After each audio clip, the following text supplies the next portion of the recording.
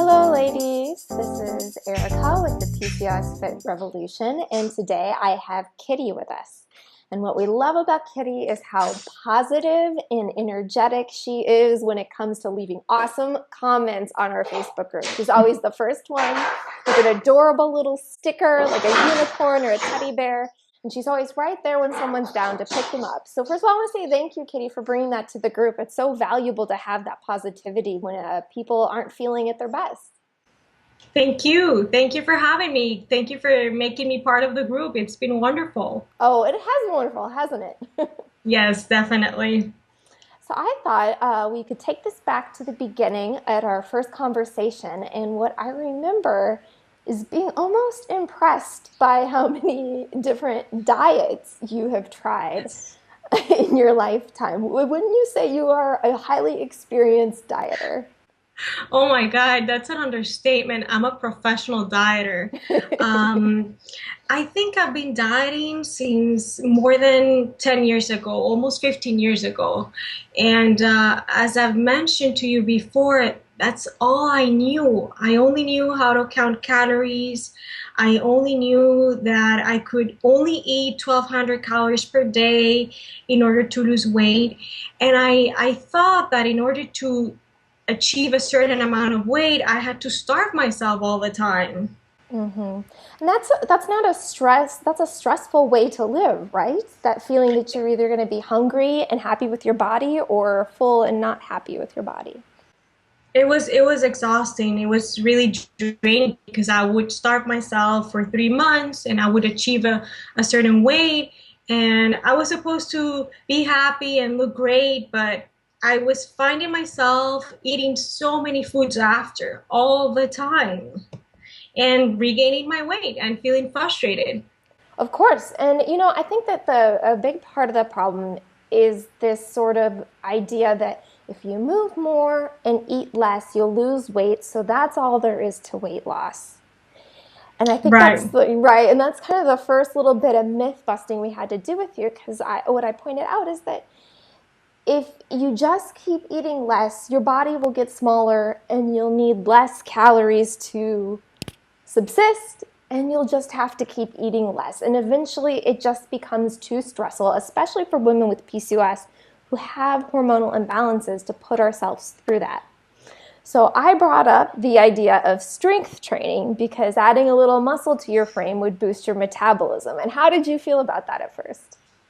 It was so scary because I'm also a professional cardio lady. I'm a cardio queen. So I thought that in order to lose weight, I had to be doing cardio every day. Mm. And strength training was not my idea of losing fat or feeling better. I thought I was going to look bulky. Right. And out that I love strength training now. It's been wonderful. My body loves it. I have lots of energy. I've been able to lose some weight, and I'm not interested in cardio anymore. So it's Wow. been it's been wonderful. And I think a lot of women find similar experiences. Obviously, I did. I'm a big fan of strength training, but I think there's fun in learning a new skill, right? Strength training isn't like cardio where you just get on an elliptical and you're done. There's nothing left to learn. So you always can learn something new. There's always a new challenge. It's not just about more time on the machine, more time on the machine. Right, right. Um, and so that's all I knew also doing cardio.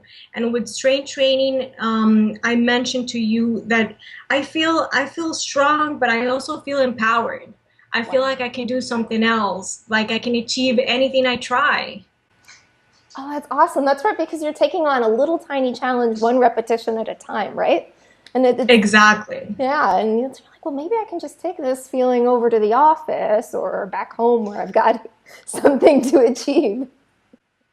Every day. That's how I take it every day. That's right, one step at a time. So right away, Kitty, you took to the strength training. You really started to open yourself up to letting go of the dieting, but we had this little weekend eating problem. Do you want to tell everybody what that was like? So my eating habits during the week were pretty boring.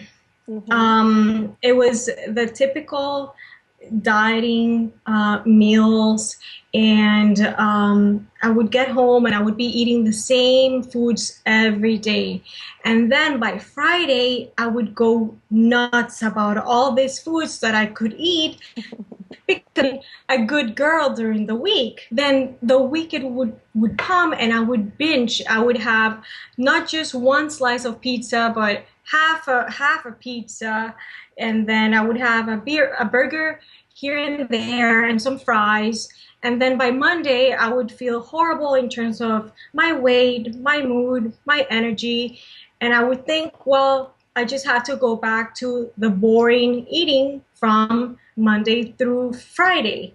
But then you taught me that I can have some of those yummy meals in a mindful way, and I'll be okay.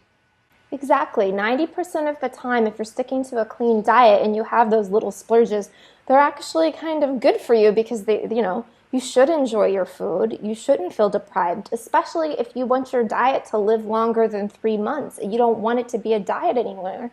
You just want to be a healthy eater. And healthy eaters eat all types of food.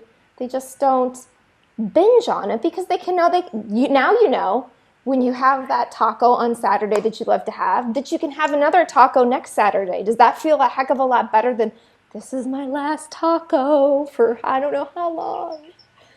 That's actually wonderful. Yeah, it's a great feeling. I've noticed that I have more flexibility in my diet.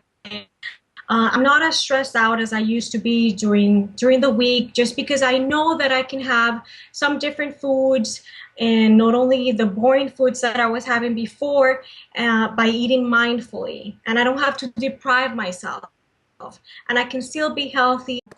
Kitty, if somebody was out there right now thinking about joining the PCOS revolution, what would you say to them? I would say give it a try, trust the process, trust that you can empower yourself, trust that you can do this from a self compassionate and self love perspective. Um, with the right resources out there, you can achieve anything you try. It's definitely possible. Yes, it definitely is possible to do all of these things with self love. I love that you brought that up. That's so important. Yes. Okay. Well, thank you so much. And we'll be talking to everybody again soon for the PCOS Fit Revolution.